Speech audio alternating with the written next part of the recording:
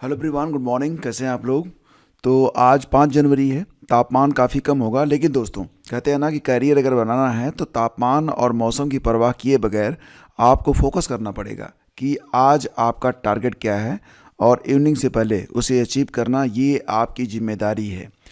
देखो friends, L ticket के बारे में बात कर लेते हैं। सबसे पहले तो एल टिकट की परीक्षा जो कि 17, 18 और इसके बाद 23 जनवरी को होने जा रही है। तो जितने भी परीक्षार्थी हैं जो प्रयागराज में रहते हैं, उनका ये कहना है कि अगर ये परीक्षा 17, 18 और 23 जनवरी को हुई तो फिर उनके लिए बड़ी मुश्किल हो जाएगी। हालांकि फ्रेंड्स, आप सभी लोग जानते हैं कि अभी एलटी ग्रेड के लिए यानी कि 17, 18 और 23 को जो परीक्षा होनी है, इसके लिए अभी तक जो एडमिट कार्ड हैं ये जारी नहीं हुए हैं। 17 और 18 के जो एडमिट कार्ड हैं, 17 और 18 जनवरी की जो परीक्षा होने वाली है, इसके लिए जो आपके एडमिट कार्ड हैं ये कब तक आ जाएंगे? तो 10 दिन पहले आपको एडमिट कार्ड मिलता है, यानी कि 7 या फिर 8 जनवरी को आपको एडमिट कार्ड देखने को मिल जाएंगे। साथ ही साथ जिनकी परीक्षा अभी फ़िलहाल 23 जनवरी को है, उनके लिए जो एडमिट कार्ड है दोस्तों, वो 13 या 14 जनवरी को देखने को मिल जाएंगे। तो रही बात ये कि एडमिट कार्ड तो आयोग समय से ही जारी करेगा, और आयोग की तैयारी ये भी है कि 17, 18 और 23 की जो परीक्षाएं प्रयागराज में होनी थी, तो प्रयागराज में नहीं करवाई जाएंगी। क्यों? क्योंकि दोस्तों आपको पता है कि फ़िलहाल अभी स्नान वाला जो पर्व है वो प्रयागराज में चल रहा है, और 17, 18 जनवरी को भी और 23 जनवरी को भी स्नान पर्व पड़ रहा है, जिसकी वजह से अभ्यर्थी ये चाहते हैं कि ये परीक्षा 17, 18 जनवरी को न करवाई जाए, ना तो 23 जनवरी को करवाई जाए। ये परीक्षा उसके बाद करवा ली जाए, लेकिन प्रयागराज ही सेंटर रहे। तो फिलहाल इसके लिए जो अभ्यर्थी हैं विगत कई सप्ताह से संघर्ष कर रहे हैं, लेकिन उनका ये कहना है कि अभी तक आयोग ने ऐसा कोई सकारात्मक उनको ना तो संकेत दिया है और ना ही किसी जिम्मेदार पर्सन ने कहा है कि परीक्षा टल सकती है। तो फिलहाल आज की डेट में उत्तर प्रदेश लोक सेवा आयोग द्वारा 17 और 18 जनवरी को प्रस्तावित सहायक अध्यापक एलटी ग्रेड परीक्षा टालने की मांग को लेकर प्रतियोगी छात्र आयोग पहुंचने वाले हैं। तो वजह मैंने आपको बता दी है। उनका ये कहना है कि स्नान पर्व की वजह से जगह जगह बैरिकेडिंग होगी, अभ्यर्थियों को मूव करने में बहुत दिक्कत आएगी, इसलिए परीक्षा को मतलब जो स्नान पर्व है उसके एक दिन पहले और एक दिन बाद तक न रखा जाए, और इसके बाद परीक्षा आप प्रयागराज में करवा लीजिए। दूसरी ओर परीक्षा में अब समय बहुत कम बचा हुआ है, तो अभ्यर्थियों की चिंता बढ़ भी गई है। वो आंदोलन करें, अपनी बात रखें कि अपनी स्टडी करें।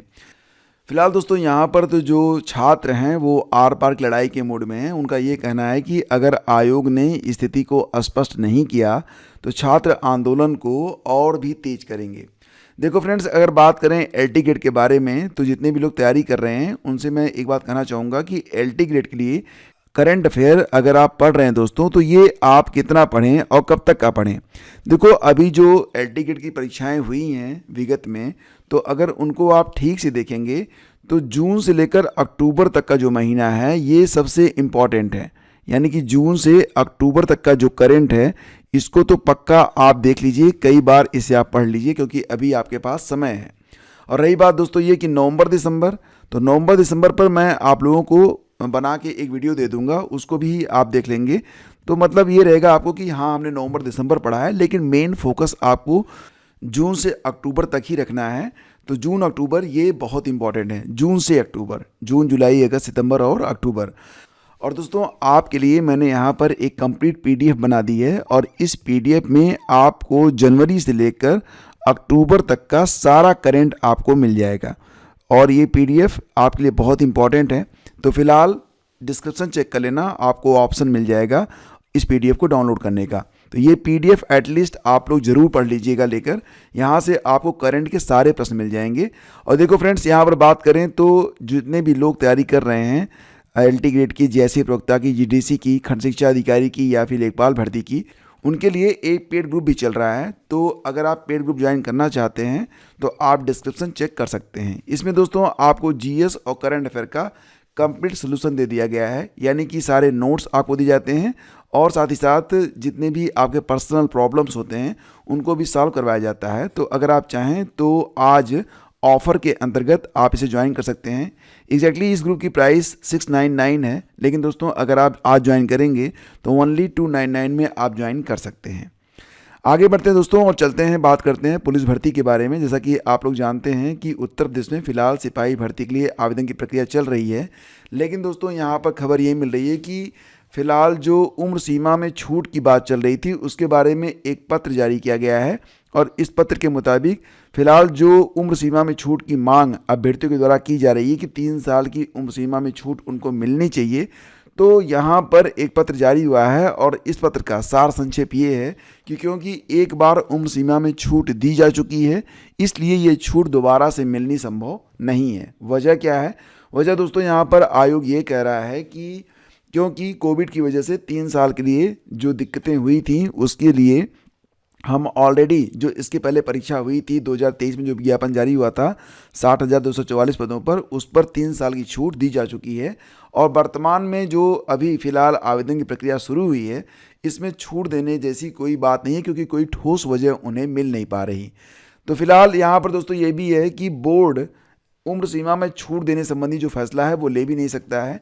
यहाँ पर पुलिस भर्ती में आयु सीमा में छूट देना ये बोर्ड के अधिकार में शामिल नहीं है, लेकिन अगर सरकार चाहे तो छूट दे सकती है। लेकिन दोस्तों एक बात और भी है कि फैसला भले ही राज्य सरकार को लेना है, लेकिन ठोस वजह होनी चाहिए। हालांकि 60,244 सिपाहियों की भर्ती सिर्फ नागरिक पुलिस के लिए हुई थी, तो दूसरी ठोस वजह ये हो सकती है कि इस बार पीएसी, सशस्त्र पुलिस, घुड़सवार पुलिस, विशेष सुरक्षा बल और जेल वार्डर के पद भी शामिल हैं।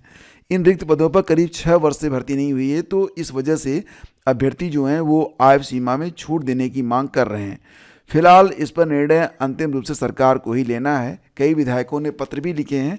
अब देखना ये होगा कि क्या छूट मिलती है। हालांकि अगर देखा जाए तो अभी आयु सीमा में सामान्य वर्ग को छूट मिलने के आसार कम ही दिखाई दे रहे हैं। और दोस्तों आगे बढ़ते हैं तो एक खबर आपके लिए और भी है कि यहाँ देखेंगे आप तो सेवा योजना पोर्टल पर एक वैकेंसी आई हुई है। वैकेंसी 2 तारीख को आई थी और ये वैकेंसी मतलब इसमें फॉर्म भरने की लास्ट डेट 18 जनवरी है। और इसमें क्या है, ये चपरासी वाला और जो कार्यालय संबंधित काम होते हैं जैसे कि अभिलेखों का रखरखाव, प्रयोगशालाओं का कार्य, पुस्तकालय, साज सज्जा, सुरक्षा एवं अन्य विद्यालयी गतिविधियों में अगर आप जॉब करना चाहते हैं तो आप यहाँ पर जॉब कर सकते हैं। बस आपको हाई स्कूल या इंटरमीडिएट पास होना है और आप आवेदन कर सकते हैं। मतलब पढ़ाई लिखाई बस इतनी हुई है, ऑल स्ट्रीम यहाँ पर एलिजिबल हैं। वेतन कितना मिलेगा तो 10,275 रुपये वेतन स्टार्टिंग में होगा, हालांकि 20,000 रुपये तक जा सकता है। तो कहाँ से वैकेंसी है दोस्तों, तो ये कानपुर नगर, कानपुर देहात, इटावा, फर्रुखाबाद, कन्नौज, औरैया में आदि है। साथ ही साथ आप अपने जनपद में अगर देखना चाहते हैं तो आप सेवा योजना पोर्टल पर जाकर चेक कर लीजिए। अगर आपको वैकेंसी दिखाई देती है तो आप आवेदन करिएगा, क्योंकि यहाँ पर वही लोग मान्य रहेंगे जो उसी जनपद के निवासी हों, क्योंकि सैलरी काफ़ी कम है ना, 10,000 रुपये सैलरी है। तो अगर आप दूसरे जनपद से हैं वहाँ पर जाकर जॉब करेंगे तो फिर मतलब वही बात है ना कि काम कैसे चलेगा आपका। तो ये जो नोटिफिकेशन है ये मैं आपको टेलीग्राम चैनल स्टडी विद ज्ञान प्रकाश पर भेज दूंगा। आप वहाँ से जाकर इसे डाउनलोड कर लीजिए और इसे आप अच्छे से पढ़ लीजिए, ठीक है। और सेवा योजना पोर्टल पर अगर आपके ज़िले में भी ये भर्ती शो हो रही है तो आप अप्लाई कर सकते हैं, ठीक है ना। तो दोस्तों ये है सारी डिटेल्स और इसी के साथ आगे बढ़ते हैं तो कुछ और भी खबरें हैं जो कि आपके काम आ सकती हैं। जैसे कि अग्निवीर सैनिकों ने शादी की तो अस्थायी नहीं हो पाएंगे। इस साल अग्निवीरों के पहले बैच का सेवा काल समाप्त होगा।